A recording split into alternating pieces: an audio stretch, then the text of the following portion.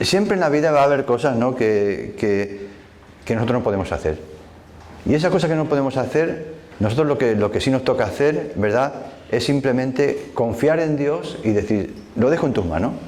Lo dejo en tus manos, aquella parte que le toca al Señor, ¿no? Y este hombre no puede hacer mucho más. No puede hacer más porque no se van a añadir peldaños, ¿no? Luego tomaré ese ejemplo para añadir otra enseñanza. El primer capítulo, como he dicho, es el pasado de Pedro. Pedro era un apóstol que tenía un pasado, era pescador. Un pescador que no había predicado, un pescador que no era un religioso, un pescador que no era un teólogo. Y no solamente a él, a su hermano y a varios más le llamó Jesús, y eso cambió su vida. Pedro cambió su vida. Él se acercó, ¿verdad? Y sin importar su profesión, su estatus social, le daba igual. Así que no importa tu situación, no importa el momento que estés ahora, aunque seas cristiano hace muchos años, que has vivido hasta aquí de esta manera, no importa. Dios cada día nos llama. Nos llama cada día. Cada vez que nos despertamos, Dios nos está llamando. Un día nos llamará para irnos para arriba. Eso no nos gusta tanto, ¿no? Pero un día va a ser así. Sí. Pero Él, cada vez que nos despertamos, nos está llamando.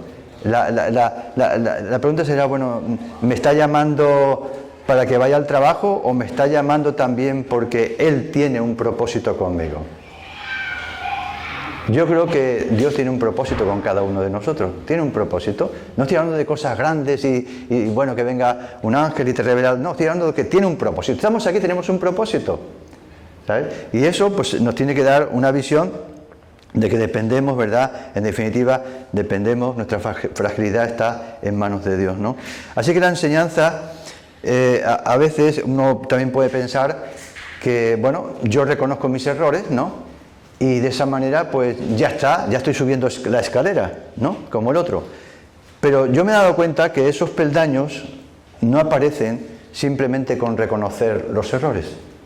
Esos peldaños, ¿no?, aparecen cuando realmente nosotros no solamente reconocemos el error, sino que realmente aprendemos y lo ponemos en práctica. Eso para mí simboliza un peldaño. Yo lo digo muchas veces. Una piedra sirve para dos cosas, para muchas cosas, pero dos cosas. Sirve para que te tropiece, que eso pasa mucho, y sirve para hacer un escalón. Nosotros decidimos qué hacemos. Si la ponemos en medio de un camino para que alguien tropiece, ¿verdad? O la dejamos en el camino, nos da igual, tropiezo 40 veces, pero me da igual, o la convierto en un escalón. Y ahí lo que nos habla también es que este hombre podía subir porque ha habido escalones que se han puesto, ¿verdad?, a lo largo de ese trayecto, y este otro no tiene escalones, tienes muy distanciado, ¿no? Entonces, los errores, aunque los reconozcamos, no significa que hemos aprendido. Porque caemos en una frustración. Sí, yo he ido a Cristo, yo le sigo, yo quiero aprender de Él, estoy estudiando y además sé que esto no lo debo hacer. Pero eso no convierte un escalón, esa situación de tu error, no lo convierte en un escalón. La sigue convirtiendo en un error que te hace tropezar una, otra y otra. Y no penséis que esto es porque a veces somos muy torpes, sino esto tiene que ver mucho con nuestra humanidad, ¿no? Estamos hablando de Pedro, voy a hablar de Pedro mismamente, voy a coger solamente dos. En Mateo capítulo 16, por ejemplo, tenemos ese error que comete Pedro, que cuando Jesús le está hablando acerca de que él tenía que morir en la cruz. A Pedro fue el que dijo, que no te pase esto. Señor, que no te pase esto. Y le dijo, conocéis la frase, ¿no? Esa frase que está en Mateo 16, 21, y Jesús le dice, no le dice cualquier cosa a Pedro, le dice, apártate de mí, Satanás, porque no pones tu vista en las cosas de Dios y además me estás siendo de tropiezo. Evidentemente, Pedro no es que fuera Satanás, ni mucho menos Dios le estaba a Jesús, esto en Mateo 16, 23, y Jesús en ningún momento le estaba diciendo que él, lógicamente, tenía mala intención. La intención de Pedro era muy buena. Lo que Jesús le estaba diciendo es que Pedro estaba diciendo algo con buena intención, pero que estaba apuntando al núcleo de lo que es el ministerio de Jesús, no cualquier cosa. Pedro estaba apuntando al núcleo del ministerio de Jesús, no era cualquier cosa. Por eso Jesús reaccionó de esa manera. Apártate de mí, Satanás. Jesús también era hombre, no solamente Dios, sino hombre. ¿verdad? Y entonces lo que le estaba diciendo Pedro con eso era que no te pase nada, que eso no, que eso que estás diciendo de que tienes que morir por nosotros y tal, que eso no, tal. Lo que estaba diciendo, ¿verdad?, es que Jesús había venido para eso y que renunciara a aquello. Y por eso se puso así, ¿verdad? Yo me imagino que luego Pedro aprendió por qué le dijo aquello, ¿no? Pero es que luego leemos bastante más adelante en Juan 18, lo tenemos allí, versículo 10, que cuando ya casi al final, que van a coger a Jesús para arrestarle, allí en Getsemaní, ¿sabéis qué hizo Pedro? ¿Qué hizo Pedro? Cogió una espada que tenía y le cortó la oreja a aquel alguacil que iba a arrestar a Jesús. ¿Y qué estaba haciendo Pedro? Exactamente lo mismo. Estaba haciendo lo mismo. Lo que estaba haciendo, no con palabras, sino con una espada, estaba intentando impedir que a Jesús le arrestaran y le mataran. La intención era buena. Habían pasado como 3 años, pero Pedro había cometido el mismo error. Y Jesús le dijo muy parecido, ¿no? Jesús le dijo, dice que le cortó, y dijo, Jesús entonces le dijo a Pedro, mete tu espada en la vaina, guarda tu espada. Y le hace una pregunta a Pedro, dice, ¿la copa que el Padre me ha dado no la he de beber? Es un poco lo mismo que hace 3 años. Pedro intentaba librarle de algo. Entonces, a veces, nuestros errores, ¿verdad?, no se convierten en escalones. Por eso nuestra escalera a veces no nos impide crecer y subir arriba, porque seguimos cometiéndolos igual. Y esto es para que tengamos una visión real. Jesús quiere transformar nuestra vida. Jesús quiere que nosotros crezcamos. Quiere cambiar. Quiere que tengamos un futuro diferente, en el buen sentido de la palabra. No hablo de economía o de lo que sea, que también Dios quiere que tengamos un futuro más maduro, de crecimiento. Pero no solamente nos quedemos con esa parte de que yo ya conozco, yo ya sé cuál es el error, sino que tenemos que estar pendientes si realmente eso lo hemos hecho nuestro. Por ejemplo, el venir a la iglesia, un ejemplo muy sencillo, venir a la iglesia. Hay personas que tienen problemas con venir a la iglesia. Cuando digo a la iglesia hablo a la congregación y al templo, ¿no? Entonces hay gente que tiene problemas, pues si yo tengo sueños, si yo la playa, que no digo que no se vaya todas estas cosas o que uno no pueda dormir. Tiene problemas con esto, hoy sí, mañana no, hoy sí, mañana no. Y así lleva a lo mejor muchos años y tiene problemas con esto. En realidad es un escalón que es un peldaño que no se ha colocado en su sitio. Y estás ahí abajo, no avanza, estás ahí abajo, siempre con lo mismo, como Pedro. Entonces, ¿cuándo vas a encontrar un escalón para subir? En cuanto tú hagas de aquello una cosa tan simple como venir al culto. Yo voy al culto, a la iglesia, no porque me apetezca, no porque tenga tiempo, no porque va a predicar aquella persona o precisamente no voy porque va a predicar, al contrario también, sino yo voy porque tengo un compromiso con Jesús y eso Dios lo ve. En el cielo no hace falta, pero ahora sí, ahora Dios está viendo, ¿verdad?, qué prioridades tenemos en nuestra vida. Entonces, es un ejemplo solo, se puede aplicar a leer la Biblia, a cualquier otra cosa. Si nosotros hacemos de lo que es venir a la iglesia, no simplemente, un error continuo de valorar que si sí, que si no, y simplemente, creo que lo decía Joaquina también, ¿no?, que es su estado de ánimo para el avance, lo que sea, pero está aquí. Porque la vida de Dios, ¿sabes?, los escalones, eso se forma cuando obedecemos. Cada vez que obedecemos a Dios, ¡pum!, se pone un escalón ahí. No penséis que cada vez que entendemos algo, ya se pone el escalón, no llegamos, y por eso estamos ahí abajo, no llega, es que no llego, es que se ha equivocado, la escalera no funciona, esa escalera tiene más suerte que yo, no tiene más suerte que tú, nadie tiene más suerte uno que otro, simplemente tiene que ver con nuestra, no hablo que, yo sé que las circunstancias son distintas en cada uno, y es así, y siempre lo será, pero me refiero, en lo que estamos hablando de crecimiento, no es más suerte uno que otro, es sencillamente si uno decide, ¿verdad?, convertir sus errores en escalones para poder seguir avanzando, ¿no?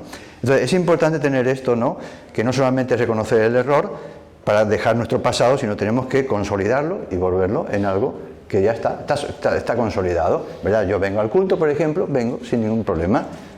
Si hay algo, lógicamente, que justifica, o tengo vacaciones también, ¿no?, que hay derecho y todo esto, ¿no? Pero es un ejemplo muy sencillo, pero que lo podemos aplicar a tantas cosas. Y lo segundo es que no siempre, o mejor dicho, siempre es mejor la voluntad de Dios que la nuestra. Siempre. Por eso yo muchas veces digo, ¿no?, que los mandamientos no hay que verlo como una carga ahí que te están vigilando a ver si te saltas el semáforo y te ponen una multa. No hay que verlo así. Los mandamientos de Dios, ¿verdad?, están hechos y diseñados para beneficiarnos, para ayudarnos.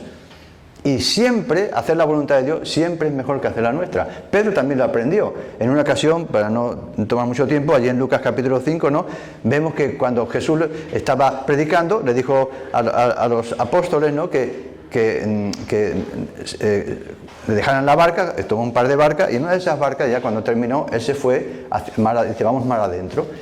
Y ellos, lógicamente, entraron mar adentro, y Jesús le dice algo, lo dice allí en Lucas 5:14, que lo sabemos. Cuando terminó de hablar, dijo a Simón, a Pedro, le dice, boga mar adentro y echa vuestras redes para pescar. ¿Y qué le dijo Simón? ¿Qué le dijo Pedro? Pedro le dijo, maestro, toda la noche hemos estado trabajando y nada hemos pescado. Pero ahí cambió algo, dice, más en tu palabra, echaré la red. Eso es muy importante. Yo no me apetece, yo no tengo ganas de leer la Biblia, no tengo ganas de ir a la iglesia, no tengo ganas de perdonar a esta persona, o lo que sea, lo que tú quieras, no tengo ganas. Pero fíjate, ahí Pedro dio un paso de madurez, dice, más en tu palabra echaré la red, más en tu palabra. Está lo que tú me dices, tu voluntad, y está lo que yo creo, que es un desastre. Porque ya lo he visto que es un desastre. Y entonces él aquí decide, al final dice, más en tu palabra. Jesús no le obligó, no le dijo, pon aquí la red, tira. No. Pedro lo dijo, más en tu palabra lo echaré. Y habiéndolo hecho, dice, ¿qué dice la Biblia? Lo conocéis, ¿verdad? Habiendo hecho, ¿qué? ¿Qué hizo? ¿Poner una red más eficaz? ¿Poner un sistema de pesca más sofisticado? ¿Llamar a muchos pescadores para que le ayudaran con redes? No. Dice que simplemente que habiendo hecho lo que Jesús le dijo, dice que encerraron tantos peces que la red se rompía. Entonces, la voluntad de Dios siempre es mejor que la nuestra. Eso tenemos que tenerlo presente, no discutamos. Hay personas que dicen, ora por mí para no sé qué, para no sé cuánto y tal, pero hay cosas que no hay que orar, ¿verdad? Porque ya está escrito en la palabra. Entonces, acostumbrémonos también que ante cualquier decisión en la vida, hablamos de errores, una de las maneras de evitar, pues eso, también los errores, no solamente es aprender el pasado, sino es sencillamente preguntarnos, ¿esto lo haría Jesús? ¿Qué haría Jesús? ¿Sí? En estos tiempos, evidentemente, ¿no? En estos tiempos, ¿no? Y es vivir con esa conciencia de que el temor a Dios, yo lo veo así, el temor a Dios significa que uno tiene temor de confiar más en uno mismo que en Él. Porque la experiencia es que confiar en uno mismo más que en Dios siempre sale mal. Al principio puede salir bien, pero siempre sale mal, ¿no? Entonces, una de las cosas que también es importante tener presente es que siempre es mejor la voluntad de Dios que la nuestra. Y si lo vemos así, vamos a ser apasionados de leer la Biblia. Me encanta leer la Biblia, porque la Biblia lo que habla es la palabra de Dios. Alguno dice, ¿verdad? Yo que quisiera escuchar a Jesús. Bueno, pues lee la Biblia, ¿verdad? La Biblia es la palabra de Dios, ¿no? Entonces, cuando uno entiende esto, que yo necesito leer la Biblia porque necesito conocer la voluntad de alguien que sabe más que yo, que sabe mejor que yo, lo que me conviene, ya empieza a leer la Biblia de otra manera, ¿sabes? Y son cosas que uno puede ir descubriendo poco a poco y que va a generar que tu presente sea un presente diferente al que tenías en el pasado, ¿no? Hay una transformación. Así que la enseñanza es que Dios nos ha dado la capacidad de decidir. Nos ha dado la capacidad de decidir. Y esa capacidad de decidir es un privilegio, pero también muchas veces nos hace mal, ¿no? Porque nosotros dejamos el timón, en lugar de manos de Dios, en manos de nosotros, que somos más bien egoístas, ¿no? Y hay otro punto que he puesto aquí también, que cómo encuentro ese nuevo camino para mi vida, ¿no? ¿Cómo yo encuentro ese nuevo camino para mi vida? Mi edad, mi situación, mis circunstancias son peores que la del otro. ¿Cómo lo hago?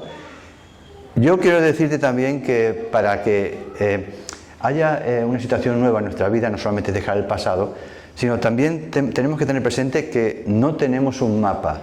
Tenemos la Biblia, que es como un mapa, pero no tenemos un mapa que nos va a decir exactamente tienes que hacer esto, sí, en cosas básicas, ¿no? Evidentemente, ya tenemos los 10 mandamientos, que lo sabemos, pero no tenemos un mapa.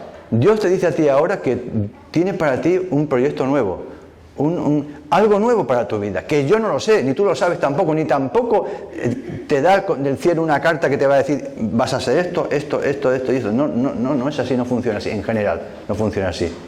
Y no lo digo por decir, sino que tenemos muchos ejemplos en la Biblia, ¿no?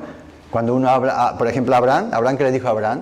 Que Abraham, que no era ni del pueblo de Dios, porque entonces en aquella época, pues eso, en tierra de Ur, que eran idólatras, no conocían a Dios, y Dios le dice esta palabra: sal de tu tierra y yo te mostraré, ¿verdad?, dónde te voy a llevar, de tu tierra, de tu parentela. Eso lo tenemos allí, ¿verdad?, tenemos allí en Génesis y todo esto, ¿no? Entonces, es interesante como Abraham siguió a Dios sin tener escrito a dónde iba. Dice: yo te llevaré a una tierra nueva, tierra prometida y todo esto. Pero él no conocía muchos, conocía lo más inmediato, ¿no? Yo lo digo muchas veces, como pasa con los coches, los que conducimos, ¿no? Cuando tú vas a Madrid, desde aquí, desde Barcelona a Madrid, que es un recorrido que hacemos, como algunos de nosotros hacemos con frecuencia, ¿verdad? Tú tienes unas luces, hablo de noche, en la noche tienes unas luces del coche. Y esas luces, cuando tú las enciendes aquí en Barcelona, no llegan, de noche hablo, ¿eh? Cuando las enciendes aquí en Barcelona, no llegan a Madrid. No llegan a Madrid. Entonces, ¿cómo vas a ir a Madrid si no ves allí? Entonces, ¿qué es lo que haces qué hacemos con el coche? Vamos viendo, pues, los metros que tenemos delante, si hay un semáforo, si hay una indicación, si hay un policía, si hay un accidente, vamos viendo, ¿verdad? Y de esa manera, cuando nosotros vamos en la dirección correcta, en el pequeño tramo que nos toca cada momento, cada kilómetro, al final terminamos llegando, ¿no? Yo lo comparo un poco igual. Dios no le dejó un mapa a Abraham de que vas a este sitio, vas a ir a otro. De hecho, él se metió en cantidad de líos, ¿no? No se metió, sino que se pasó por muchas circunstancias. Tuvo, por supuesto, también que pasar hambre y tuvo que ir a Egipto. Allí en Egipto se mete en un lío porque una decisión que toma con su esposa, de Sara y todo esto, ¿no? Y lo podéis leer, tantas cosas. Tenemos que entender que Dios es un Dios de misericordia. No importa dónde estemos, no importa la situación que tengamos, Dios es un Dios de misericordia. Nosotros no somos a veces tan misericordiosos con nosotros. Somos más crueles nosotros mismos, ¿no?, que Dios con nosotros. Dios es un Dios de misericordia, ¿no? El diablo no es un Dios de misericordia, ni Dios ni es de misericordia. El diablo es un mentiroso. Y yo me sorprendo, ¿no? Una de las cosas que he aprendido es que a veces me queda alucinado de la maldad que tiene el diablo. Cómo transgiversa las cosas, cómo el más débil intenta aprovecharse al máximo, ¿no? Me he dado cuenta de esto, ¿no? Y eso es exactamente todo lo contrario, porque Dios es un Dios, dice también en Primera de Reyes, es un ejemplo que a mí me impresiona bastante. Primera de Reyes, capítulo 13, versículo 1, nos habla de la crueldad del diablo. Y fijaros y estar muy atento a esto, estar muy atento, porque no importa si llevamos mucho tiempo conociendo la Biblia, si somos pastores, si somos ancianos, lo que sea, da igual, no importa nada de eso. La crueldad del diablo es tremenda y tenemos que estar muy atentos. Estamos en un mundo donde necesitamos sabiduría de Dios y prudencia, no solamente buena voluntad, sino también sabiduría de Dios, ¿no?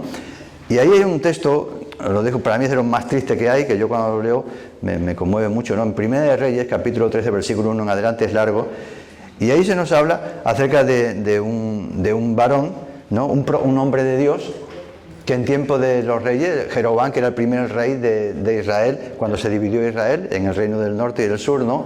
Entonces Jeroboam fue el primer rey y fue malvado.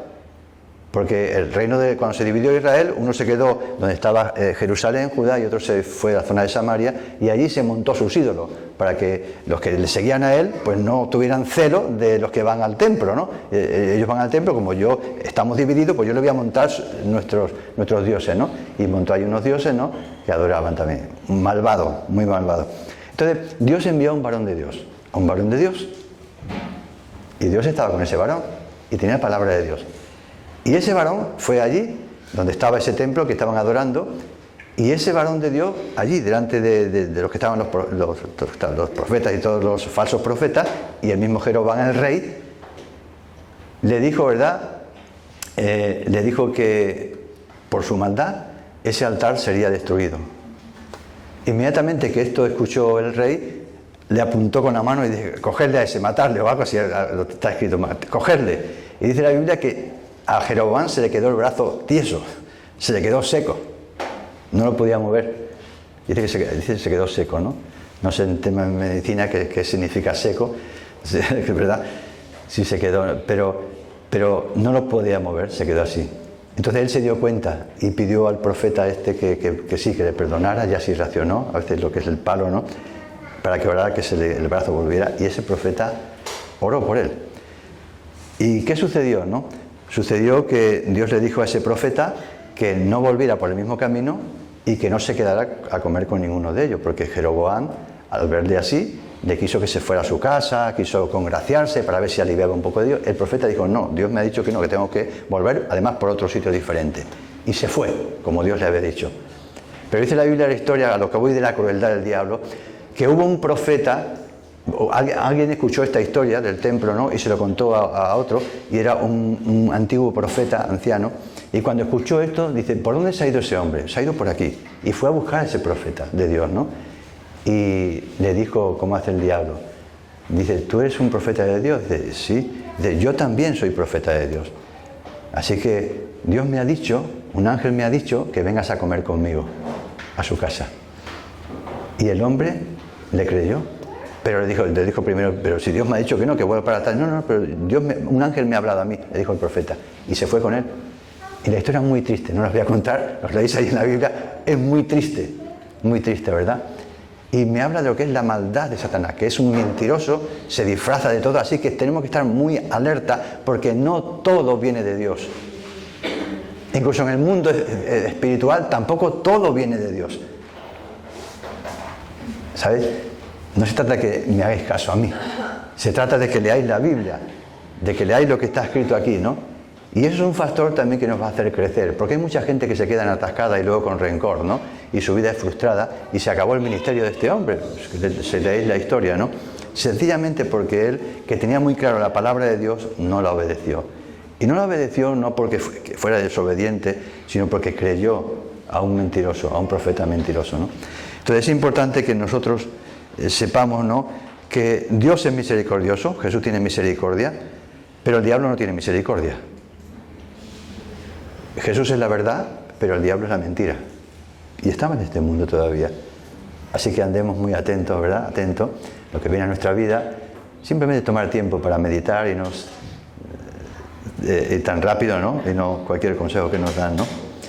Y es interesante, ¿no?, como la diferencia está en que el diablo ya ha demostrado que es un mentiroso porque no busca lo bueno, es un rebelde, quiso ser igual a Dios, el orgullo. Nadie que tenga orgullo realmente va a tener buenas intenciones, ¿no?, porque eso viene de la humanidad. Y yo pensaba también, ¿no?, que lo que es en la cruz, ¿no?, en la cruz yo pensaba, la cruz la veía como ese anuncio, ¿no?, de las dos cosas, de la misericordia y la verdad, ¿no? Y veía en esa cruz la misericordia de Dios, ¿no?, muriendo Él por nosotros. Mucha gente, cuando yo lo digo a veces en bienvenida, digo, si tú quieres hablar a alguien de Dios, no empieces hablando de religión, háblale de Jesús. Porque aún los ateos tienen que cerrar la boca, porque en Jesús no se hay ningún engaño. En Jesús era un hombre que hizo bien a todo el mundo. Aunque no creamos que fuera Dios, que lo creemos, pero incluso a los ateos empieza a hablar de Jesús, porque nadie puede levantar su boca contra Jesús diciendo algo incorrecto, que tenga sentido, evidentemente, ¿no? Porque Jesús es un Dios de misericordia, ¿no? Y luego también me daba cuenta que Jesús es la verdad, ¿no? Es la verdad. Y allí en la cruz están las dos cosas, ¿no? Primero está la misericordia porque Él muere por nosotros. Y la verdad está porque ahí estamos viendo el precio de nuestro pecado. Yo veo la cruz, y perdonadme el ejemplo, ¿cuántos de vosotros, cuando vais a un escaparate, veis algo, ¿no?, una ropa, un vestido, un coche, y veis un cartel que pone el precio, ¿no? ¿Sí? Muchos no, pero muchos ponen un precio. Entonces para mí, la cruz es un cartel que nos habla no solamente de la misericordia de Dios, nos habla también del precio. ¿Cuánto valía o cuánto vales tú para Jesús? ¿Has mirado el cartel de la cruz? ¿Te has parado a pensar qué pone allí? Ten un poco de imaginación. Yo creo que no cabrían ni números, ni ceros, no cabrían. Porque para Jesús tienes un valor incalculable. Él dio su vida. Y la cruz nos habla de la misericordia de Dios, pero también la verdad, que nuestro perdón es un perdón que tiene un precio, y un precio muy alto. Y cuando uno entiende eso, se siente agradecido. A lo mejor te sientes agradecido porque alguien te ha regalado algo de valor. Pues déjame decirte que si tú vieras a Jesús como alguien que te ha regalado algo y tiene un precio que no se puede ni cuantificar humanamente, de alguna manera yo creo que eso también revolucionaría un poco tu vida espiritual. El venir a la iglesia, el la Biblia, el seguir a Jesús. Es cuestión sencillamente de saber qué nos ha perdonado Dios. El que mucho se le perdona, mucho ama, dijo Jesús, ¿verdad? Entonces, yo creo que Jesús, en realidad, para mí, es alguien que no tiene que convencerme con palabras, sino que es alguien que me ha mostrado su amor y lo hace siempre, y su misericordia sigue estando cada día, ¿no? Y quiero acabar con este texto, ¿no?, de Proverbios 16:7, que dice: cuando los caminos del hombre son agradables a Dios, aún sus enemigos hace estar en paz con él, ¿no? Esto lo dijo Salomón después de haber experimentado muchas historias. Entonces yo he aprendido que están mis decisiones y están las decisiones que Dios quiere para mí. Y yo no voy a discutir y no hay color. Siempre va a ser mejor las decisiones para mí el obedecer a Dios. Y si queremos tener una vida nueva, no simplemente es decir yo acepto a Jesús en mi corazón, eso es así, lo primero, ¿no? Pero es entender que eso significa no solamente dejar el pasado, no solamente saber que me he equivocado, sino convertir mi error en un escalón, que ya eso lo resuelvo y voy creciendo, ¿no? Y yo pido a Dios, ¿no?, que a cada uno de nosotros, ¿verdad?, que nos haga ver que nuestro pasado no le preocupa tanto a Dios. A Jesús lo que le preocupa es nuestro futuro, ¿no? Y déjame decirte esto, ¿no?, que Dios te ama tanto que lo que tiene para ti simplemente tú lo puedes descubrir, como Abraham, como José, como Josué, como yo qué sé, la mujer de esa del pozo de Jacob, ¿no? Descúbrelo. No te quedes simplemente, bueno, a ver si Dios hace algo conmigo. No es eso. Si Dios te llama, tú tienes que hacer tu parte. Si Dios te llama, tú puedes decir sí o no. Esa decisión está en cada uno de nosotros, ¿no? En cada detalle. Cuando servimos, ¿sirvo en la iglesia? ¿Sí o no? No, es que no me gusta. Pero es que no es cuestión de que te guste. Es cuestión de obediencia. No, una obediencia ciega. Si te dicen a alguien que yo qué sé, que hagas cualquier barbaridad, pues aunque te lo diga quien sea, estamos hablando de cosas honestas, ¿no? Entonces se trata de eso, de entender de que cada uno de nosotros valoremos lo que es, como dice allí el proverbio, ¿no?, que hasta cuando los caminos del hombre agradan a Dios, aún hasta sus enemigos hace estar en paz, ¿no? Y bueno, Deuteronomio 11:26 dice así: he aquí yo pongo hoy delante de vosotros la bendición y la maldición. Siempre está ahí, siempre está delante de nosotros. Hay veces que no tenemos motivo, no podemos decidir. Te despiden del trabajo, bueno, pues no puedes decidir. No te pregunta el jefe, ¿te despido o no te despido? No suele pasar eso. ¿Qué te parece? No suele pasar esto, ¿verdad? Te despiden y punto, ¿verdad? General, hablo en general, ¿no? Ahí no tienes decisiones. La decisión, ¿cuál es la decisión siguiente? ¿Es porque me ha despedido? A lo mejor es porque vengo un día sí y otro no. Entonces eso a lo mejor te puede ayudar para el siguiente trabajo. Es un ejemplo solo un ejemplo, ¿no? O porque no he sido correcto, ¿no? Entonces, delante de nosotros siempre tenemos la bendición y la maldición. Y no quiero entrar en cosas súper espirituales, sino tenemos lo que es lo correcto y lo que es lo incorrecto, ¿no? Lo que agrada a Dios y lo que no agrada a Dios. Y eso tú lo sabes, tú lo sabes. Y cuando tenemos esto incorporado en nuestra vida, ya no somos religiosos, ya es nuestra forma de vivir. Nuestra forma, porque Cristo no es una religión para mí, Cristo es aquel a quien yo amo, aquel a quien yo le he entregado mi vida.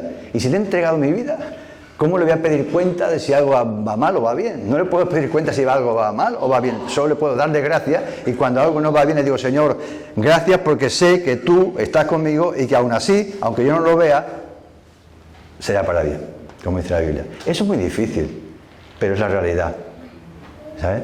Entonces yo le pido a Dios eso, que nosotros seamos cristianos, ¿verdad?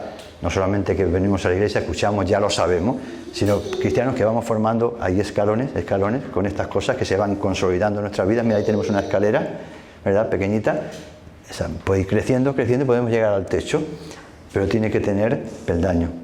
Y ojalá que en esta mañana, como decía antes, tú salgas en tu vida con un peldaño más en la voluntad de Dios. No hay historia, no es que yo ponga las manos y ore por ti, que está bien. Es que tú pongas un peldaño en tu vida. Ponle nombre al peldaño. Venir al culto, leer la Biblia, tener una actitud, yo qué sé, de misericordia, dejar el rencor, dejar los miedos. Voy a dejar los miedos, no porque sea valiente, sino porque el amor echa fuera el temor. El amor de Dios, no el amor de una pareja o de un padre o una madre, el amor de Dios echa fuera el temor. Puede ser a lo mejor el escalón que tú necesitas, el peldaño que necesitas en esta mañana. Y eso, si solamente pones uno más, te puedo asegurar que no te va a pasar como a este hombre, que está en el suelo y no va a llegar nunca. Aquel ya está a la mitad. Y yo también se lo pido a Dios. No penséis que yo ya estoy arriba, yo estoy también intentando subir escalones, ¿verdad? Y yo le pido a Dios también que me haga identificar qué escalones necesito yo para subir un poquito más. ¿Os parece buena idea? Sí. Nos ponemos de pie y damos gracias al Señor, si os parece.